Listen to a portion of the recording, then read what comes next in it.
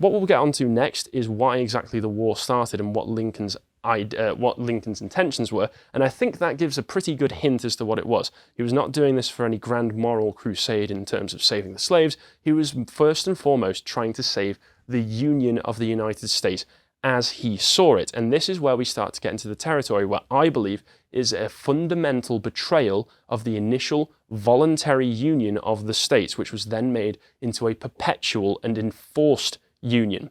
Because nowadays, you look around, any state that wants to potentially secede because they think that the federal government is not fulfilling what they want from it, is always threatened with the idea of this will lead to civil war. The only reason that has become the norm is because of Lincoln's actions.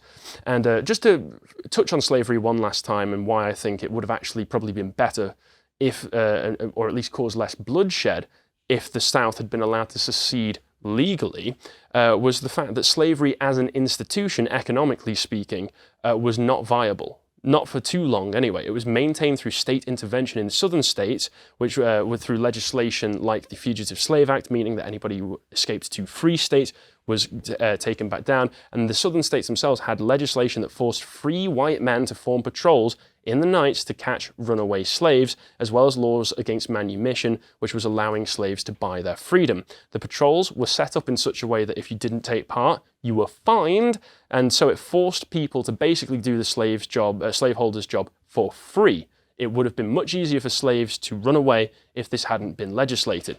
And it also actually led to many freemen moving west into the frontier to escape this duty, meaning that overall there was less free labor to actually compete against the slaves. So this is basically the only reason why slavery was upheld, because anybody knowing economics 101 and incentives should recognize that the people who are working for you are going to be much better and more efficient if they're being paid and incentivized to work harder rather than if they've got the whip hanging over them the whole time. So in all likelihood, if the southern states had seceded, it's not a guarantee, but there would have been economic forces that would have caused it to collapse as an institution in and of itself.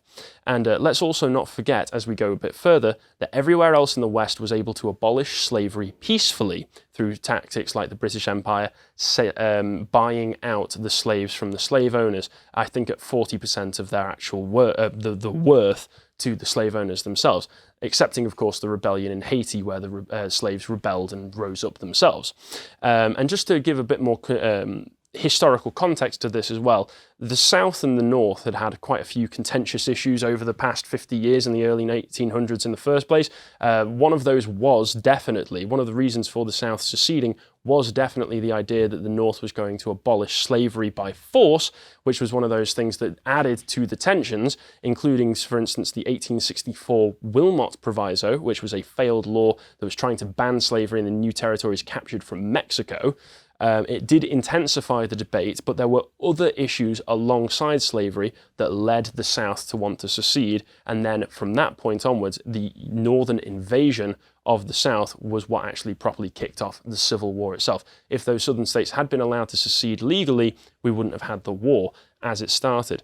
And just to mention as well, the Battle of Fort Sumter, as far as I can tell, that fort was garrisoned with Union troops. The southern states, after they'd announced that they wanted to secede, were more than happy to pay the federal government for the cost of any of these federal forts and outposts that they had to make sure that there wasn't some kind of basically theft going on. But these Union troops refused to leave when South Carolina announced secession, and then Lincoln announced that what they were going to do was resupply the fort, which made it very clear to the South Carolinians and the Confederacy that they had no intentions of acknowledging the secession as legitimate, which kind of forced the Confederates' hand into launching the first attack against Fort Sumter, which didn't actually harm or kill anybody, but then it gave Lincoln and the northern states a justification for the invasion that they took on. But looking into some of the actual more economic reasons for why the North didn't want the South seceding, you had a lot of issues that led to the Southerners making the decision, including the 1828 Tariff of Abominations. Now, what this was a tariff, became law. I'll just read through this. In the spring of 1828, it set very high duties on goods imported into the United States, and by doing so, it did create major economic problems for the South. As the South was not a manufacturing centre, it had to either import finished goods from Europe, primarily Britain, or buy goods made in the North. And everyone knows that the southern states were primarily agricultural land. They were mainly making their money off of cotton sales, which is why they needed the slaves in the first place. Adding insult to injury, the law had obviously been devised to protect manufacturers in the Northeast, with the protective tariff essentially creating artificially high prices. The consumers in the South found themselves at a severe disadvantage when buying products from either northern or foreign manufacturers. The 1828 tariff created a further problem for the South as it reduced business with England, and that in turn made it more difficult for the English to afford cotton grown in the American South. Intense feeling about the Tariff of Abominations prompted John C. Calhoun to anonymously write essays setting forth his theory of nullification, in which he forcefully advocated that states could ignore federal laws. Calhoun's protest against the federal government eventually led to the nullification crisis. So what they ended up doing, I think it was taking the tariffs on imports up to about 50%, when John C. Calhoun posted all of these anonymous essays in the South Carolina. I don't think threatened secession, but there was definitely murmurs of secession going about. They ended up pulling back on the high tariffs, the Tariff of Abominations, and ended up reducing it bit by bit over the next 10 years. So it went back down to, I think, about 15% import tariff. And one of the reasons, in fact, that the southern states and the Confederacy were so confident that their secession would work was because of the fact that they had good, strong trade ties between England and themselves. They thought that if they seceded and there was any sort of military threat coming from the north, that England would support them. Sadly for them, it turned out not to be the case. And where does Lincoln come into all of this? Where does Lincoln come into the tariffs? Well, Lincoln actually came from a political tradition, starting with Alexander Hamilton going through to Henry Clay of the Whig Party in America, which Lincoln was part of, as we'll get on, which was very, very in favour of these tariffs because, at its heart, Lincoln was a protectionist for northern industry, basically a form of corporate welfarism where you block off these businesses from having to compete with foreign competition and therefore protect them basically so that you can get, backhand deals with all of the people running these businesses. So I'll read through this article, which is actually a very good one. You should check it out if you get the chance. It's quite long, so I've taken only the most important parts from it here. In the days of Henry Clay, I was a Henry Clay tariff man, and my views have undergone no material change on that subject, wrote Abraham Lincoln in 1860. Bear with me for a moment, my throat's getting a little dry. I've been talking for a while now. A campaign profile published in a Pennsylvania newspaper in February 1860 labelled Lincoln a consistent and earnest tariff man from the first hour of his entering public. When Lincoln announced his first candidacy for the state legislature in Illinois in 1832, when he was a Whig, he reportedly said, "I am in favour of the internal improvement system and a high protective tariff. These are my sentiments and my political principles." Speaking of Pittsburgh on the way to Washington in February 1861, President-elect Lincoln said the tariff is to the government what a meal is to family.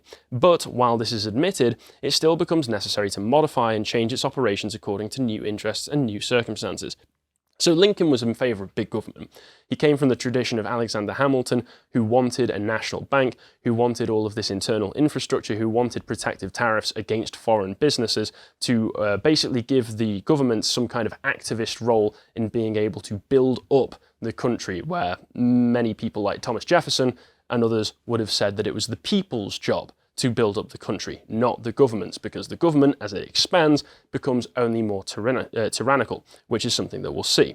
Historian Norton Garfinkel wrote, "From the start, much of the South opposed tariffs because their main purpose was to protect domestic manufacturing, largely a northern enterprise. At the same time, in the Southern view, tariffs threatened the Southern economy, which was critically dependent on trade with Great Britain. Great Britain was by far the United States' largest trading partner in the antebellum era, and the most important export to Britain was Southern cotton." So what these tariffs would have done, and we'll get to the particular tariff that was a big issue in the lead up to the Civil War, would have made it more difficult for Britain to sell to the southern states. And of course, if you make it harder to buy from you, you're not going to be as eager to buy from the other person as well. So this could have created some massive problems to southern industry and agriculture. In supporting a strong revenue-raising tariff, Lincoln was following in the footsteps of Alexander Hamilton, who founded the nation's economic system in the early 1790s, and Henry Clay, who coined the American system of support for internal improvement, strong tariffs, and a national banking system. Historian Peter Onuff wrote, "Tariff protection was the centerpiece of a broader neo-Hamiltonian program of nation building that included chartering the Second Bank of the United States in 1816 and federal funding for international improvements, thwarted by President Monroe's stunning veto of the bonus bill in 1817 on constitutional grounds." Now, this is an interesting thing to note, which is that Hamilton came, despite being one of the people who originally wrote the Constitution, was the person who came up with the idea of implied powers in the Constitution, which basically gives the executive free rein to do whatever it is that they want, as a way to justify, and he came up with that as a way to justify his ideal national bank of the US, the first of many attempts to do something like this. And when you have implied powers in the Constitution, it depends entirely on the executive to decide what is being implied in that Constitution. It basically, like I say, gives you free rein to do whatever you want, and it has led, in a way, to the current doctrine of the US, which is that anything not specifically prohibited by the Constitution is fair game, whereas the original intentions that Hamilton originally signed up for when he was part of the Federalists was that the federal government was only allowed to do things that are explicitly granted by the Constitution. And this whole thing ended up flipping the script on that. And it was done by somebody who was actively taking part in writing the Constitution. So that's a very interesting little tidbit for you there. To watch the full video, please become a premium member at lotuseaters.com.